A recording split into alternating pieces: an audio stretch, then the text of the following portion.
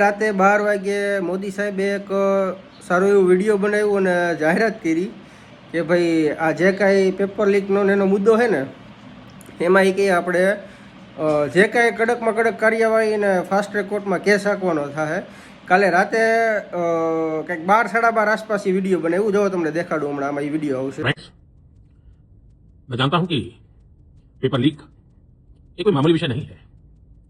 लाखों विद्यार्थी और उनके अभिभावकों के लिए बहुत ही पीड़ादायक है और इसलिए पेपर लीक घटना से अब तक पिछले 2.5 महीनों में अनेक विध कदम उठाए गए. गुनहगारों को पकड़ा गया है, वे जेल में पड़े हैं. हमारा सबसे महत्वपूर्ण जिम्मा था कि विद्यार्थियों का 1 वर्ष बर्बाद ना हो. तत्काल परीक्षाएं लेना बहुत जरूरी था.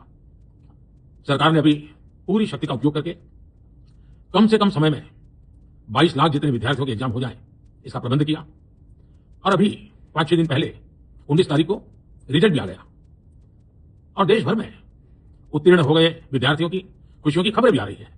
लेकिन हम वहां पर संतोष मानने वाले लोगों में से नहीं है और इसलिए मैंने आज फास्ट ट्रैक कोर्ट के लिए विभागों को निर्देश दिए थे. आज विभागों ने लगातार मेहनत करके देर रात मुझे मुसद्दा भी दे दिया. फास्ट ट्रैक कोर्ट और कठोर सजा के प्रावधान के साथ का मुसद्दा અને ફુનસુખ સાહેબનું તે પૂરું થઈ ગયું. કાલ રાતે એણે અંગર સ્ટ્રાઇક તોડી નાખી. જેપી નડ્ડાએ એણે જઈ અને એને સૂપ પાઈ દીધું ને સ્ટ્રાઇકે પૂરી થઈ ગઈ. ઓલા ભાઈ અભિજીત દીપકે એનું એક ટ્વીટ હતું, જો હમણાં મળે ને તો અહીંયામાં દેખાડું તમને. એ ભાઈ ગાયબ થઈ ગયા અત્યારે.